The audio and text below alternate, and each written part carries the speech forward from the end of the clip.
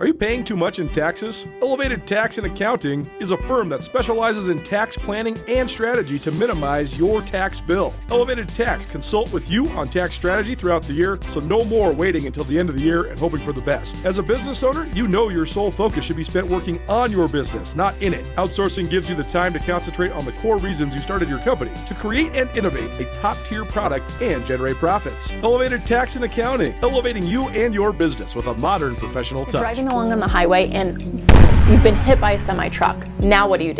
You call your Montana attorneys, Ryan and Miller. We have the expertise to help guide you along in these specific types of accidents. So these are the 3 steps that you need to follow. Number 1, make sure that the police are called and that there is a report of the accident. Second, make sure that you're getting the medical attention that you need and following up with your doctor. Third, do not talk to an insurance company until you've talked to an attorney. They are not going to help you protect your rights, and you want to make sure that you know all that you're entitled to. Contact an attorney today by clicking the link below.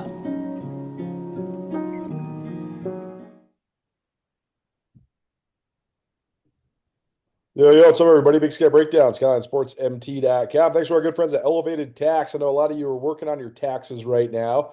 Instead of stressing out at the end of the year, why not just have Elevated Tax make a custom tax plan for you? They'll check in with you throughout the year. They'll help you make any and every change you can possibly make. Save money on your taxes. Visit ElevatedTax.com. Griz Nuanez joining us here on the Big Sky Breakdown. What's up, man? Thanks for being here. Yeah, of course. It's been a little while.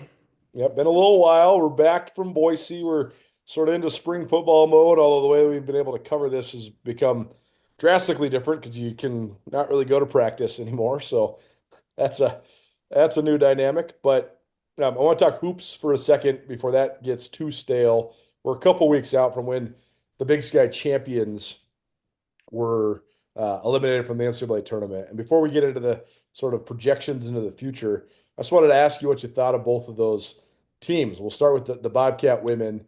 30-4, one of the great seasons of Big Sky Conference history, and certainly a different style than what a lot of Coach Binford's teams have had, and also a different style than what a lot of the Big Sky Conference champions have had on the women's side. So what'd you think of just the run that Montana State went on and their representation of the Big Sky in the NCAA tournament?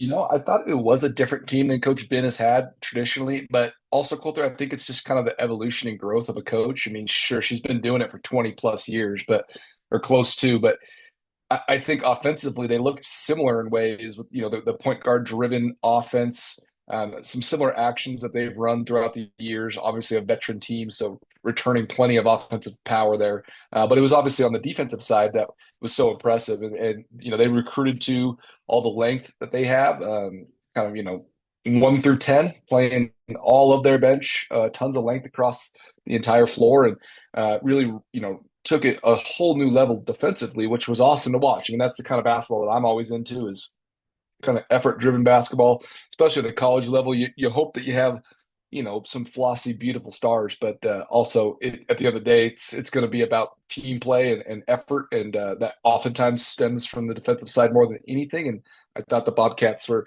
able to capture that in a big way. But then two things, Colter, I thought that were both actually unfortunate. I thought that in the championship games, the Bobcats got beat. I thought the Lady Griz beat the Lady Cats, which was wild. What a game. I'll never forget it. I was saying one of the best games I ever covered. I had people telling me it was a little bit of a rock fight, that I can't put it in that category. I thought that the drama and the narratives were as high and as good as possible. I thought the couple plays that Lady Griz ran down the stretch, the out of bounds play into the Danny Barch 3-point shot, were just unbelievable. But again, for the Big Sky, for the historic relevance of that Bobcat team, I'm happy they won. They needed to win. You want to get that 30th win. You want to go send a representative from the Big Sky that looks like they do. But that was, an amazing game. So unfortunate for the Lady Griz, but again, I think it was probably the right result overall. But the second thing that I thought was unfortunate, Colter, was the Bobcats' draw in the NCAA tournament. They faced the Power 5 version of themselves in many ways. I was a little unaware right when the draw happened that Ohio State presses, full court press the entire game, just like Montana State does. What a terrible draw. I mean, they practice against it all the time. It's like, let the Cats play someone who runs and guns or something, but don't put them against a brooding full court best defensive team from the Big Ten. Like it's just a dumb draw. And maybe they had made a mistake. Maybe they did it on purpose. It seems too intentional to not be on purpose, but I thought that was extremely unfortunate for the Cats, who hung in the first half but just could not keep up with just the sheer size and strength of Ohio State.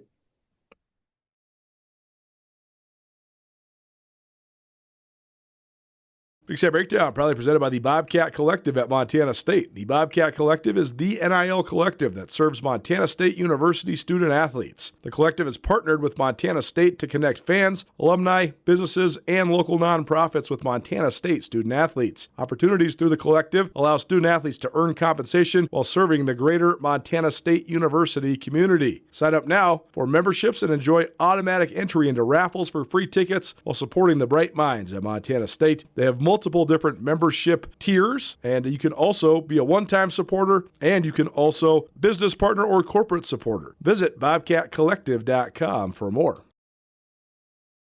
Join Town Pump's Pump It Up Rewards Plus program and never pay full price for fuel again. Save 5 cents on every gallon every day at any Town Pump across Montana. Plus, earn and redeem points on your favorite in-store items to get free stuff with our clubs. Stop in and pick up a rewards card. Download the Pump It Up Rewards Plus app today. Or visit townpump.com/rewards to register and start saving. Right down the road. Pump it up. Oh, yeah. Come back to the Montana State women. On the men's side, the Griz, I thought,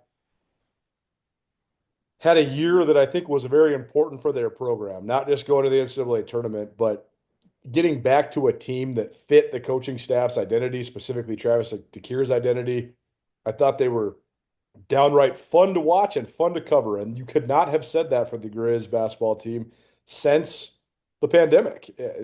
They were great. And I mean, they were one of my most favorite things of my career to cover in the several years leading up to when the COVID came and canceled everything. Since then, they've been fine, but it has not been by any means fun to cover. And they got it back on track. And I think that they reignited the fan base a little bit, reignited some of the interest the last several games. I mean, basketball attendance is down everywhere. I don't know if we're ever going to get back to the days where you're getting 5,500, 6,000 fans for a non-rivalry game, but they had 3,500, close to 4,000 there for most of the last stretch run of home games. And I think that was a good deal for Montana. More than anything, they played real good basketball, right? You're moving the ball and it's unselfish and you have a team dynamic and you have a priority on winning and there's guys that have pride in the name on the front of the jersey. And that is so elusive this day and age in college basketball. So I thought this Griz team, even though they sort of ran out of steam in the second half against Wisconsin in the NCAA tournament, I thought a real joy to cover, winning 14 out of 15 down the stretch. This was the most I've been interested in a men's basketball team at Montana in several years, and other than those great Montana State teams led by Raekwon Battle, I mean those are the two most interesting Big Sky teams we've seen in sort of this new era of the portal and the NIL and the post-COVID days. So, your thoughts on Griz men's hoops? Yeah, I thought you said it well, Colter. I mean, I do want to mention that Anand Mooney was a ton of fun, but those teams agree they did not fit necessarily Travis DeKeer's style, and there was always this feeling of they were pressing a little bit. I think Coach was pressing a little bit. DeKeer was just trying to manage it to fit what he needed and wanted, and it wasn't always getting it, so it felt a little disjointed. But I do agree that this team was a ton of fun. Going into the tournament, I said that they're the favorite for a lot of reasons, though I was really blown away to see Northern Colorado in person. I'd seen them on the stream a little bit, was really familiar with 3 or 4 of their guys, like in a big way, but hadn't seen them as a team cohesively, and I thought they were obviously very impressive. But what I said before the tournament, and it really bared itself to be true, and what you're referencing is such good basketball, is the Griz have 6 guys that could win you a game. That's unique. There's usually 1 or 2 at this level, maybe 3 if you have a well-rounded team, but to have 6, that's a whole different game. They could have, 6, even 7 different guys be a leading scorer in a game, and guys that are going to take game-winning shots, and guys that are going to, have the ball in their hands down the stretch, and whether that's, everyone from Money Williams deciding to, swallow that pill and come off the bench and really change the dynamic of their team and change kind of the trajectory of his career in a lot of ways. Um, getting a postseason award with Sixth Man of the Year and kind of showing the selflessness of an actual team. And for Travis to have, the gumption to put him on the bench. And again, just to kind of lead that way to this is a real team and there was real team building involved, and, kind of from the top down. So super fun to cover. Especially, when you have a couple undersized guys, the Joe Pridgeons of the world, they make mid-major basketball at this level so fun and valuable. The 6'5" post guy who might not be able to make it in the Power Five, but once you see him in Power Five competition, you're like, this guy can hang anywhere, and that's what you feel about this level. That's what you hope to see in the tournament, and that's kind of what bared out. Similar to the Lady Cats, I thought that Montana held their own in the first half. I thought that there was times where they looked pretty darn good, and they even held off the wave of Wisconsin coming at them, and they rebounded really well, and just not enough in the second half at all. Okay, so then an open-ended question that's applicable to both the men's and women's leagues. It's now been 30 full years since the women's league has had a team go to the NCAA tournament and win a game. Woof. Who was that? Lady Griz did it in 1995 against San Diego State. Oh my gosh. So the women's league has never had a team go to the NCAA tournament and win a game besides Lady Griz. Robin Selvig's the only Right. conference that's ever won a game in the NCAA tournament. In the men's league, it's been since 2006 since Montana did it when they beat Nevada. So 19 years.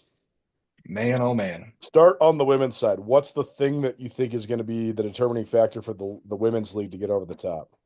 It's what Travis DeKeer said at postgame. It's about the draw, honestly. You just got to get a good draw. You hopefully got to get like a 12 seed. Well, that's the thing. It's the seed, right? I went through the history of this. There's only been 13 seeds that have ever won a game in the women's tournament in the history of the tournament. Holy cow. There's a lot of men. There's never been a 14 seed, and there's never been a 15 seed, ever, period. Over hundreds and hundreds of games. Yeah. You're not doing it. 12 seeds, though, I think have 47 wins in the women's tournament. The men's is even way more. I mean, I bet you there's a dozen plus 13, 14, 15 seeds that have won in the men's more. And more. 12, I bet you there's 100 plus that have won over the years. But yeah, for the women especially, you have to get the 12 seed because you got to get off that other team's home court. Yeah, and like Travis said, especially as basketball continues to separate and kind of have, the top 30 teams, the four power conferences, and if you draw a Power Four conference, you're just not probably going to win that game. You got to draw a mid-major that's like yourself, but just has an incredible record, or you got to draw someone in that ilk. I'm not saying you want to play St. Mary's. I'm not saying but you have to draw someone that's probably not in the Power Five, especially obviously for the women's. I thought the Cats probably should have deserved a higher seed. Again, the draw is just terrible. I mean, if it's low-hanging fruit and they were like, look at these two teams, defensive showdown, let's put them against each other, which they do pick matchups. They don't just seed it and just where it falls. They'll bump a team down or bump a team up to play a certain matchup, which I don't know if people are totally dialed on that. It's not just 1 through 64, then here's the bracket and you just fall where you may. Once that falls where they may, they manipulate it, and especially on the women's side, it seems. And that's unfortunate because then you're kind of having to get lucky and hoping that someone gives you something. But what were the Lady Griz in '95? What seed? 11? They were a 11 seed. Yeah, and the men were a 12. They got as high as an 8 seed. Robin Selvig won 7 NCAA tournament games, and they're sometimes as high as an 8 seed. There also used to be the part where the host seed thing started in 1994. Before that, they would just pick places where people went to games. A lot of people of a certain age will remember this. The Lady Griz have hosted the NCAA tournament first round multiple times. Right. And even in the post era, like I remember when I was in college, they got Louisiana Tech and took them all the way down the wire because the game was in Missoula. I mean, it was like a 14-3 or a 13-4 or something. It was an awful draw for Louisiana. I mean, you get sent to the Lady Griz home court. It's like not very fair for that 4 seed either, but is a great game. So no, it's definitely seeding. So when it comes to then figuring out a way to get your seeding, because I mean the Cats had to go basically undefeated in conference to get a better seed. Like if they would have gone 18-0, maybe they get the 12, but they go 17-1, so you get a 13. Well, they have the Sac State loss, which was terrible. So you Oh. cannot have those kind of losses. You So do can't. you have to run the table and then also what? Yes, you have to run the table in conference to get a 12 seed. You got to have 30 wins on either side to get a 12 seed. And the Cats deserved a 12 seed. If they would have lost to Sac State, I bet you they would have got one. I think that's right. I also wonder if you play a harder non-conference and even maybe drop a couple. Because Cats, they beat Florida Gulf Coast, which is a comparable. I think the Florida Gulf Coast is also a 13 seed in the tournament. They played Central Florida, who was a Power 5. They played Utah, who was a Power 5 and an 8 seed in the tournament. They lost that game. If your schedule is filled with a bunch of teams that are NCAA tournament bound, though, and maybe you go 3-2 in those games, or 4-2, you think that helps bump you up on the women's side? Yeah, but then you're just planning on getting lucky again by those teams end up making the tournament. You could play a real tough team that beats you down and then doesn't make the tournament, and that's a bad loss. So I think that if I was a women's team, I would try to win 30 plus games. That's the goal. You got to do what the Cats just did. You cannot lose to Sac at home on senior night.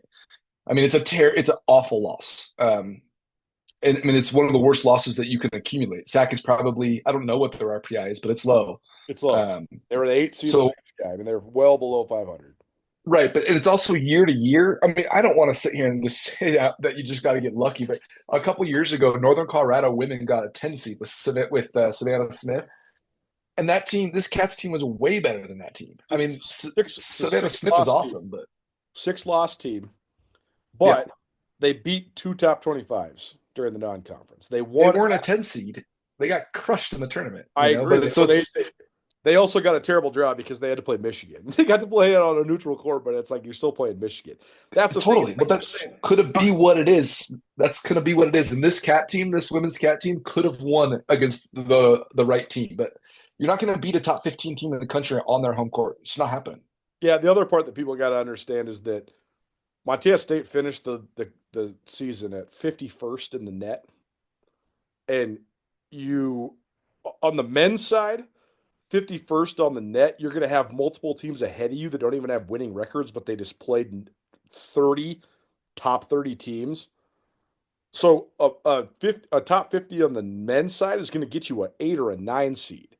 Because there's a lot of teams that are ahead of you in the net. They're getting left out of the tournament because they don't have good enough records. On the women's side, it's almost fully stratified. Like you could have gone through the net.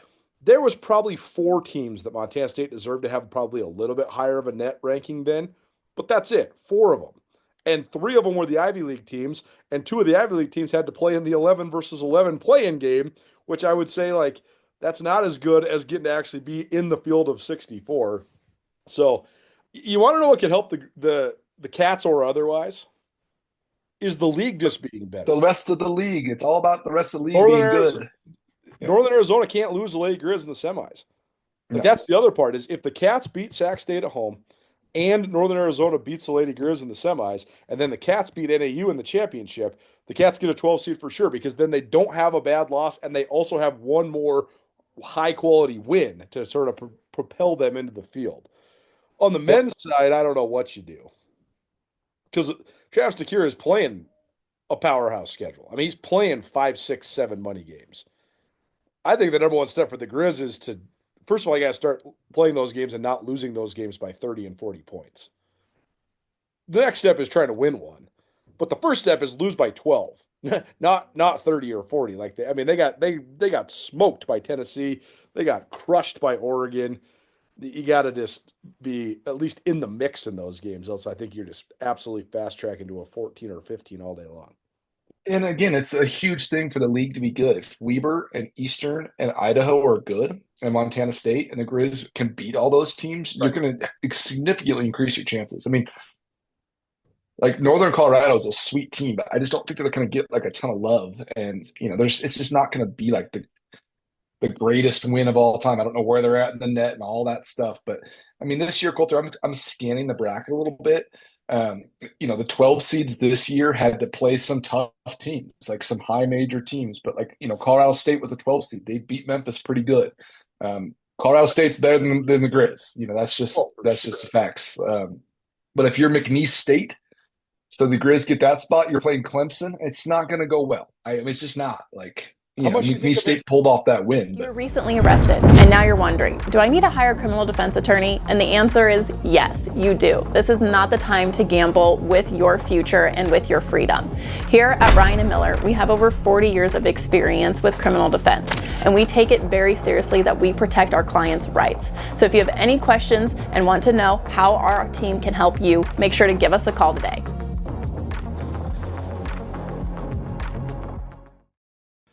Cash One Pawn has the most extensive inventory of any pawn shop in western Montana.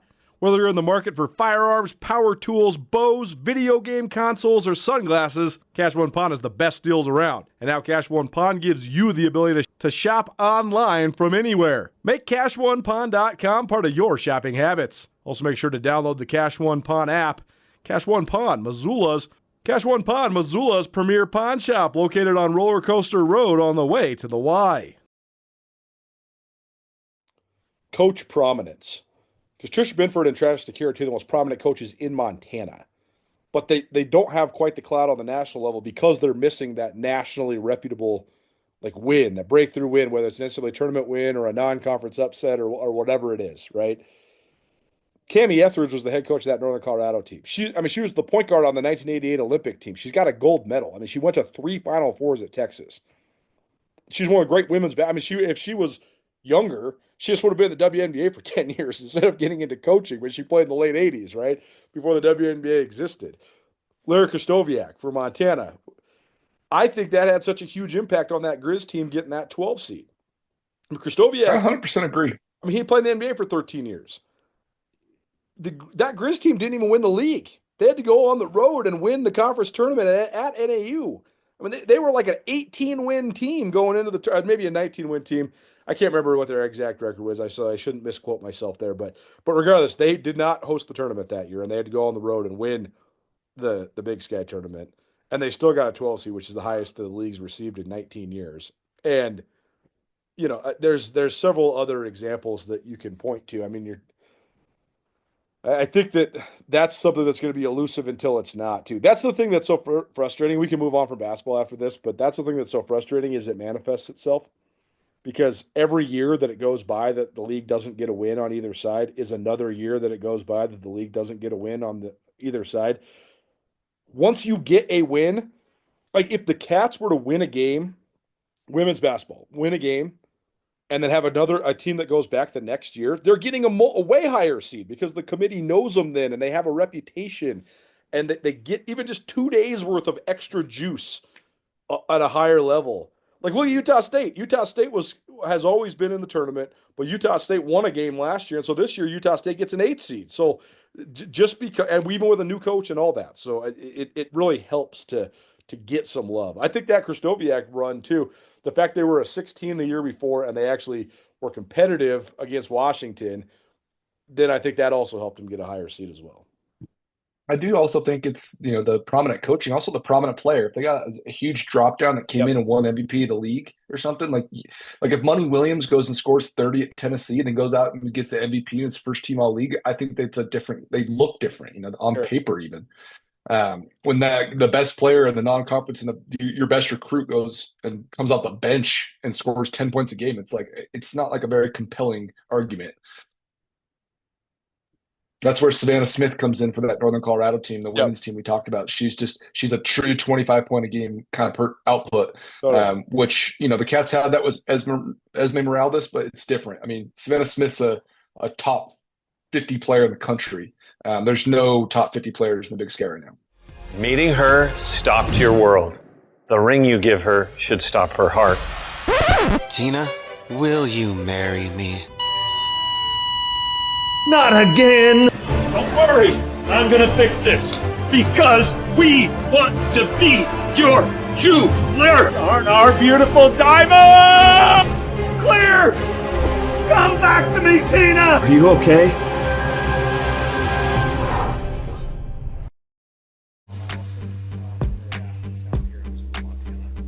Being in this industry since I was in college, one of the things I think we take the most pride in is Aspen Sound's been such a presence in Missoula for almost 40 years. The cool parts about our job is people always ask me, what do you do for a living?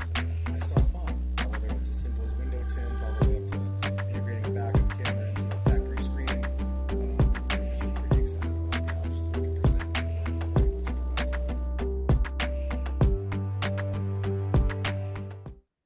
Big Shot Breakdown, probably presented by Jewelry Design Center. Jewelry Design Center wants to be your jeweler for life. Check them out online, jewelrydesigncenter.com, or visit their beautiful showroom on Brook Street in Missoula, right across the street from the Montana Club. Jewelry Design Center, your jeweler for life. All right, Pro Day is coming up tomorrow. That's Thursday, April 3rd for the Griz football team, and then Friday, April 4th for the Bobcats.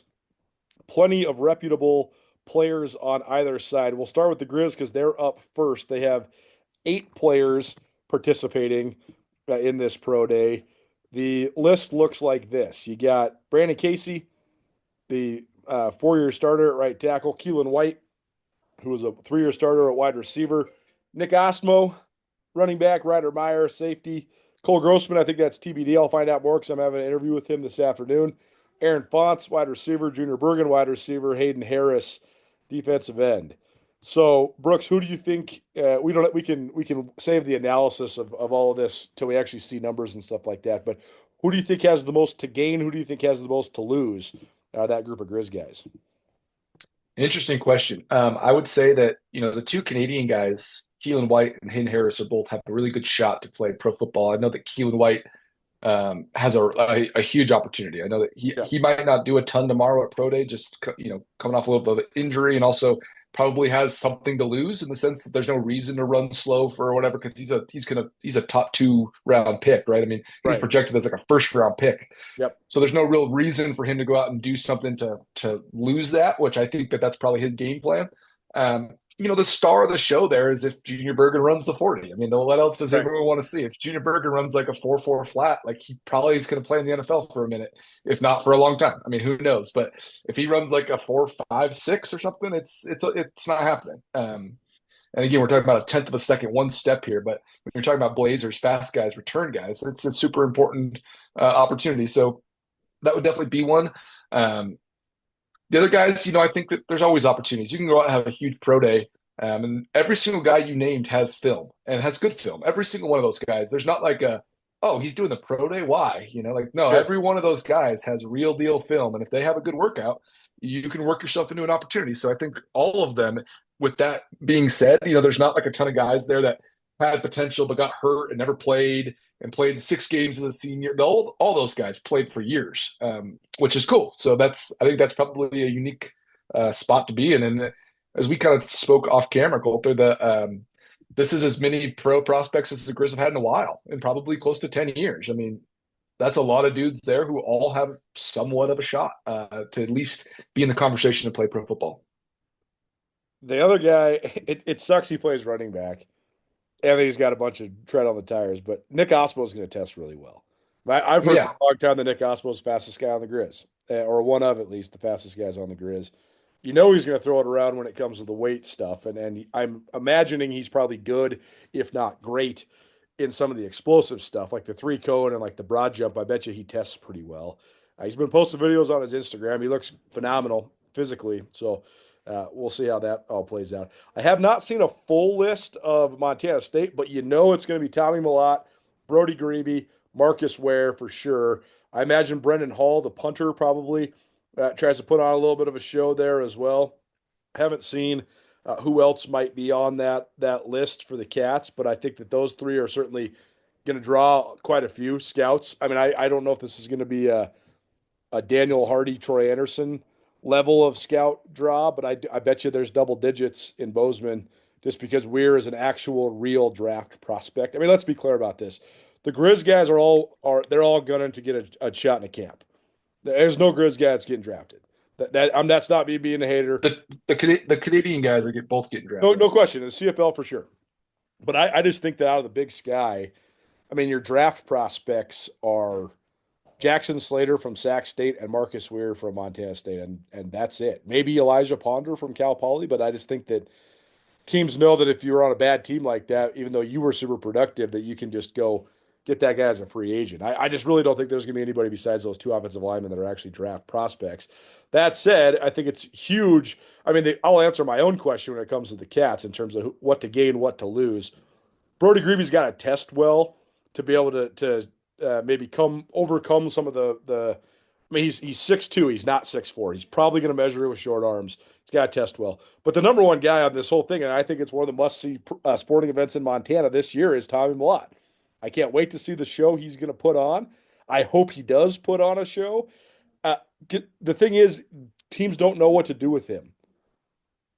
But if you go out and you don't run well and you don't test well, them not knowing what to do with you doesn't matter because they're not going to try to figure it out. If you go out and run a 4.35, somebody's going to try to figure it out. They're going to try to figure out what to do with you. So I'm really excited. I'm going over there on Friday, and I can't wait to see this, especially Tommy Mellott test. I know Ware's going to test well.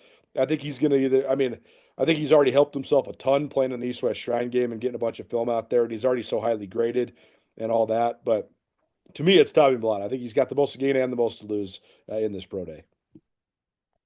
Of course. Yeah. I mean, it's the culmination of everything we've gushed about and talked about for years now. And you got to assume that he's going to test out of this world. I mean, there's probably just no way that that's not going to happen. But, it is one step that we're talking about, so he has to perform. I'll be so interested to see if he lifts, because if he lifts, he does the bench or something, especially obviously, and puts up 20 plus reps, he can quickly work himself outside of playing quarterback, which is either a blessing or a curse.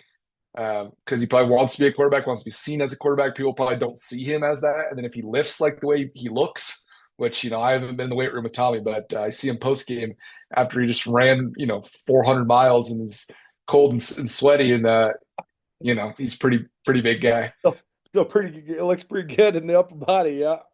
Pretty piped. So yeah, that'll obviously be awesome. One note on the Big Sky. What about Efton Chisholm has a chance, and Lan Larison? Does Lan Larison have a chance? I have not seen numbers from UC Davis's pro day. They had their pro day earlier this week. Sammy and Kim did a great interview with Lan Larison. Larison's definitely got a chance because of his versatility, because he can catch the ball. Yeah, Chisholm hurt himself with his 40. Chisholm worked himself into being an undrafted free agent. He's playing in the NFL. I almost guarantee it. His film's nasty. I mean, he's world-class route runner. And it's insane. And his production on a team that hasn't been very good is also just through the roof. So yeah, and if he was on any other team besides Eastern Washington, it would be different. But there is just this Cooper Kupp connection, and absolutely, man. He kind of looks like it, even though he's way smaller. Like, he looks like it. He kind of feels like it. That's going to help him for sure. But with Montana State, I think Marcus Weirkolter also had. If someone knows about him, which I think every team does, but if someone is in, he could easily go in the 3rd, 4th, or 5th round. Yep. If he's a secret and someone who wanted him missed him, or they decided to go a different direction, he could unfortunately fall into like the 7th and or undrafted free agent, which would be ludicrous if he doesn't get drafted. But it could happen, and some team is going to be sitting there with their fingers crossed, just hoping and praying that they get a 4th round pick as a free agent. But I don't know how much more he can test. I think people want to see his body and stuff, but like, the film is there, and the senior Senior Bowl is there, and East-West Shrine, or whatever it is, all those things that he's done, I think it's already probably solidified where he's going. Brody Grebe, all about if he's healthy, man. If his knee's okay, which I don't know if it is, that's not a very long time ago when that knee injury started in like the semis and in the Natty, he was a kind of a shell.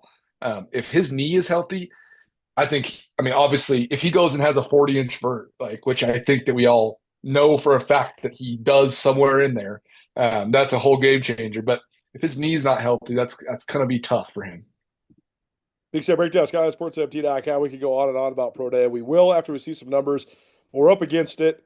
Thanks to our friends at the Bobcat Collective, helping usher Montana State University into the new age of modern college athletics. And also thanks to our friends at Town Pump. They'll get me to and from Bozeman on Friday. No matter where you're at, Montana, there's a Town Pump near you. Griz Bobcat is here on the Big Sky Breakdown. Thanks for doing it, man. Thanks. See you. Join Town Pump's Pump It Up Rewards Plus program and never pay full price for fuel again. Save 5 cents on every gallon every day at any Town Pump across Montana. Plus, earn and redeem points on your favorite in-store items to get free stuff with our clubs. Stop in and pick up a rewards card. Download the Pump It Up Rewards Plus app today. Or visit townpump.com/rewards to register and start saving.